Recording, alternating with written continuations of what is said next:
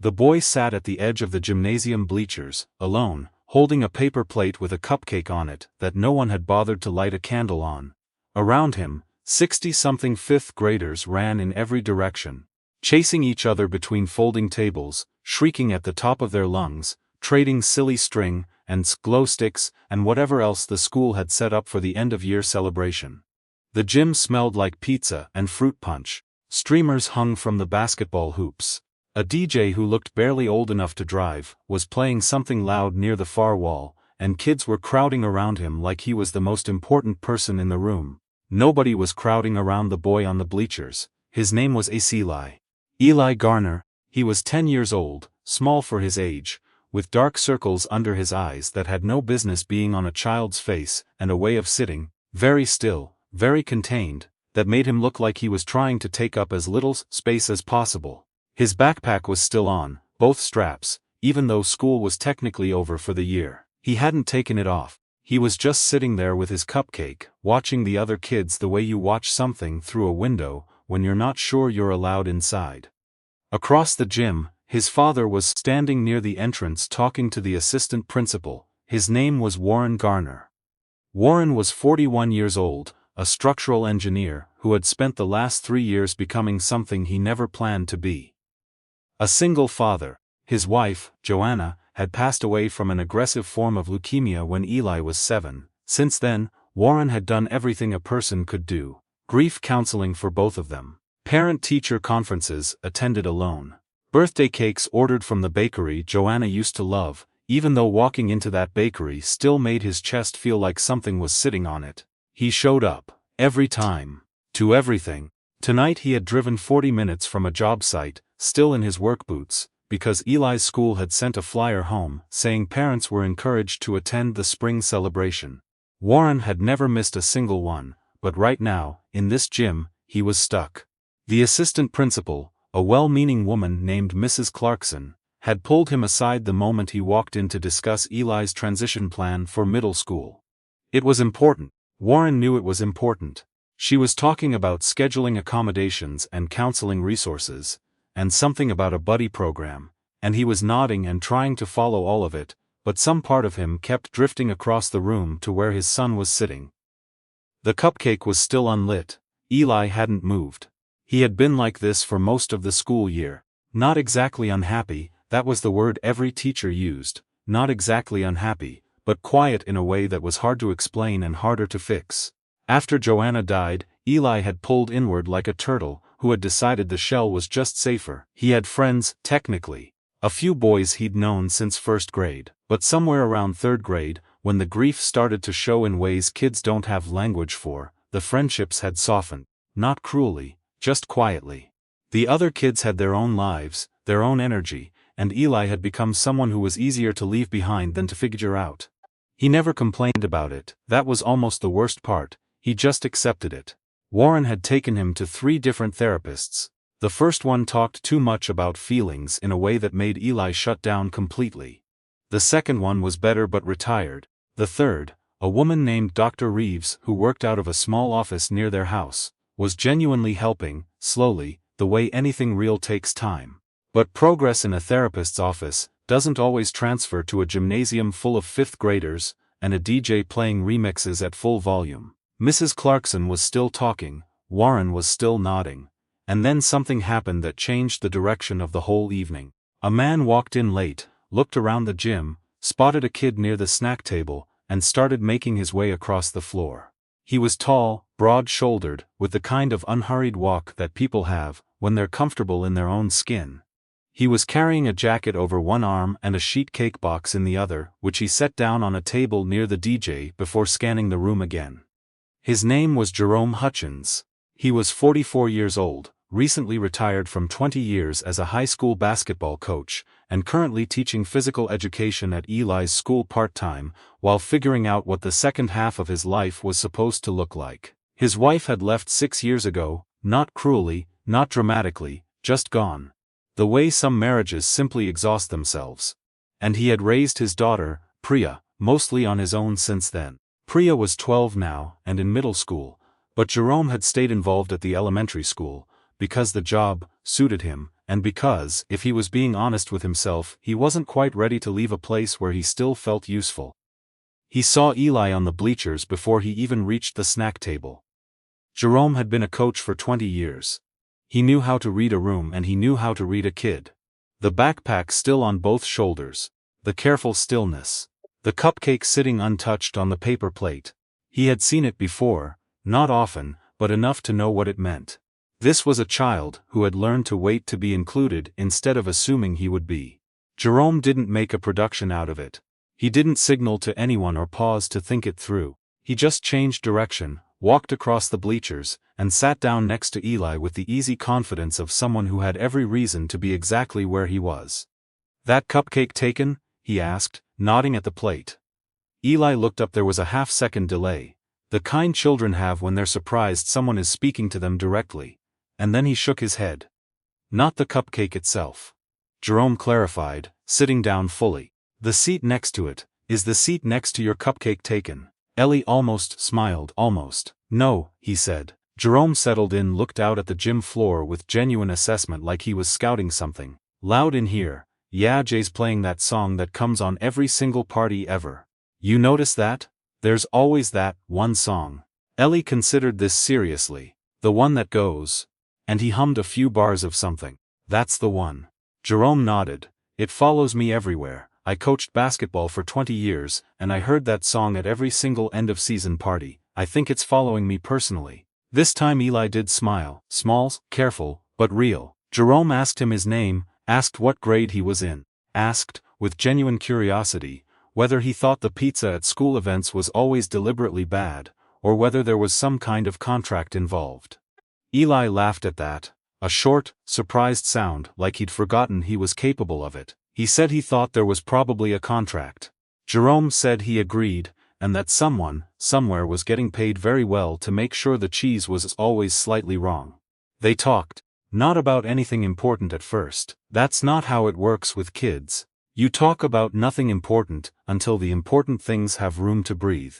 Warren from across the gym had stopped tracking the conversation with Mrs. Clarkson.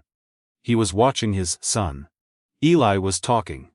Actually talking, gesturing slightly with the hand that wasn't holding the cupcake, leaning just a little in the way he did when something interested him. Warren hadn't seen that posture in months. Mrs. Clarkson noticed Warren had gone quiet. She followed his gaze. "That's Mr. Hutchins," she said. "He teaches PE. He has a way with the kids who need a little more time." Warren didn't say anything, he just watched. Back on the bleachers, Jerome had learned that Eli's father was an engineer. That Eli liked building things, but thought he might want to draw them instead of build them. That his favorite class was art. But he didn't tell people that, because the other boys in his class thought art was boring, and that his mother had died when he was 7. That last part came out quietly, between two other sentences, the way important things often do when children finally feel safe enough to say them. Jerome didn't flinch. He didn't make the face. The specific face adults make when a child mentions a dead parent, the sudden careful softening that children recognize and hate. He just nodded unhurried, and said, "That's a hard thing to carry." Ellie looked at him. "I'm not going to tell you it gets easier," Jerome said. "That's what everybody says and I don't think it's completely true. I think you just get stronger. There's a difference." Eli was quiet for a moment, then he said, "My dad says something like that." "Smart man. He's over there." Eli nodded across the gym. Jerome looked. Warren Garner was still standing near the entrance, but he wasn't talking to Mrs. Clarkson anymore. He was watching them, and Jerome could read that look from 50 feet away, the look of a father who has been trying very hard for a very long time and has just witnessed something small and unexpected that has undone him a little. Jerome raised a hand in greeting, Warren raised one back. Then Jerome turned back to Eli, and said, "You know what I noticed? They set up that ring toss over by the stage but nobody's using it. You want to go be terrible at it with me? Because I should warn you, I am genuinely bad at ring toss despite being a former professional athlete." Ellie looked at the ring toss station, looked back at Jerome. "You were a professional athlete? Basketball coach? 20 years. That's not really I'm going to stop you right there," Jerome said, standing up. "Coaching is absolutely an athletic endeavor, and I will not be accepting arguments on this today." Ellie laughed again. louder this time, less careful, and he set down his cupcake and stood up. He took the backpack off. It was such a small thing. Warren saw it from across the room and had to look away for a second. What happened next was the kind of thing that looks, from a distance, completely ordinary. A man and a kid at a ring toss station, both of them terrible at it, both of them loudly critiquing each other's technique. But two other kids drifted over within about 4 minutes, because children are drawn to laughter the way adults are drawn to warmth, and suddenly there were 4 of them at the ring toss, and then 6, and then someone suggested a tournament, and Eli, quiet, careful, backpack always, on Eli, was in the middle of it, arguing seriously about whether the blue rings were heavier than the red ones. He wasn't on the outside watching anymore. He was in it. Warren had excused himself from Mrs. Clarkson by then. He stood near the snack table and watched his son for a long time without moving. There was a specific kind of relief that parents feel that doesn't have a clean word for it. Not happiness exactly, not gratitude exactly, but something that sits right between them and goes deeper than both. It had been so long since he'd seen Eli like this. Present, engaged, not performing okayness but actually experiencing it. Jerome came back to the snack table eventually, while the ring toss tournament was being presided over by a kid named Marcus, who had apparently declared himself official commissioner. He and Warren ended up standing next to each other, both watching the kids, and the conversation started the way those conversations do. Sideways, easy, about nothing important first. Jerome said the ring toss rings were definitely not all the same weight, for the record. Warren said he'd suspected as much. Jerome asked if Warren had been the one who sent the structural engineering book to the school library, because someone had, and Mrs. Clarkson mentioned a parent who was an engineer. Warren said he had. Jerome said his daughter had actually checked that book out twice. They talked about their kids, about what it was like to raise children alone, which neither of them had planned to do, and both of them had simply decided to do as well as possible. Jerome talked about Priya, with the straightforward pride of a father, who had figured out that the best thing he could give his daughter wasn't advice but time. Warren talked about Eli with the kind of honesty that comes when you're tired of pretending everything is fine. That it had been a hard year. That the quiet was sometimes louder than noise. That he worried constantly about whether he was doing enough. Jerome listened in the way that people do when they're not waiting for their turn to talk.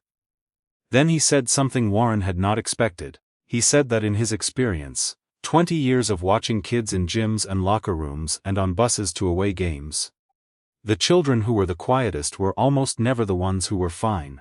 They were the ones who had learned that asking for help didn't always work, so they'd stop. And the only thing that really reached them, he said, was when someone just showed up. Not with a plan, not with a program. Just showed up and sat down and treated them like they were worth sitting next to. Warren was quiet for a moment. "That's what you did tonight," he said. Jerome shrugged. He had a cupcake and no candle. That's not right. It was such a simple thing to say. Warren didn't know what to do with it, so he laughed, and Jerome laughed, and across the gym Eli had just made a ring toss and was being congratulated by 3 kids, who 20 minutes ago hadn't known his name. Before the evening ended, Jerome did something else. The DJ had switched to a slower song, one of those awkward in-between songs that middle schoolers hate and younger kids are unsure about, and most of the kids had drifted back toward the snack tables.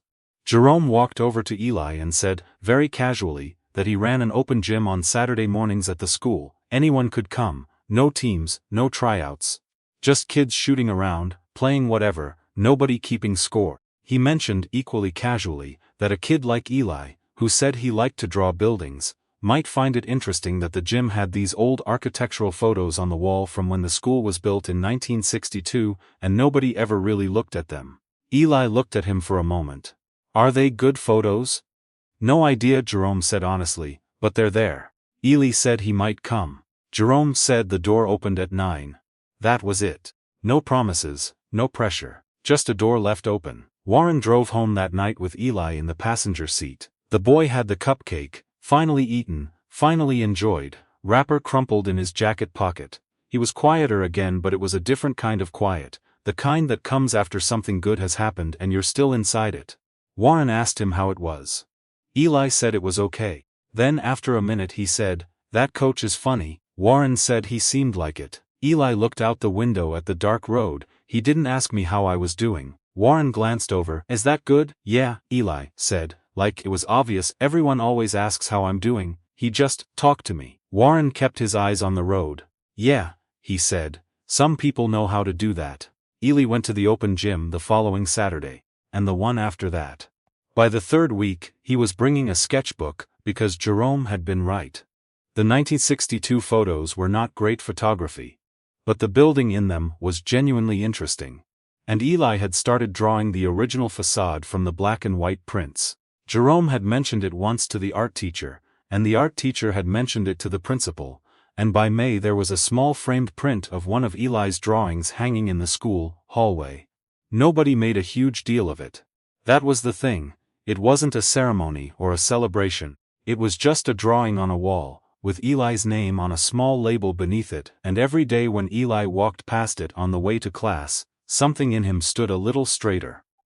Warren noticed. He called Jerome one evening in April, partly to thank him, and partly because they had become the kind of people who called each other for no specific reason. Jerome was at Priya's volleyball game, watching from the bleachers, and he said he'd call back in an hour. He called back in 45 minutes. They talked for almost 2 hours about nothing Warren could have summarized afterward, except that it mattered. There's a specific kind of loneliness that single parents don't talk about much, because it feels ungrateful to mention it when you're supposed to be focused on your kids. You can do everything right and still feel, at the end of certain days, like you are an island. Like the work of it has no shore in sight. Warren had felt that for 3 years and had not told anyone, because the people he might have told were either grieving Joanna themselves, or would have responded with something well-intentioned that didn't quite fit the shape of the feeling. Jerome didn't try to fix it. He just called back in 45 minutes and talked for 2 hours, and that was, somehow, enough. By the time summer came, Eli and Priya had met at one of the open gym Saturdays, and had discovered, to the faint exasperation of both their fathers, that they did not particularly like each other at first. Priya thought Eli was too quiet. Eli thought Priya talked too fast. But they were stuck next to each other at a folding table one afternoon, while it rained outside, and the gym pickup game went on without them.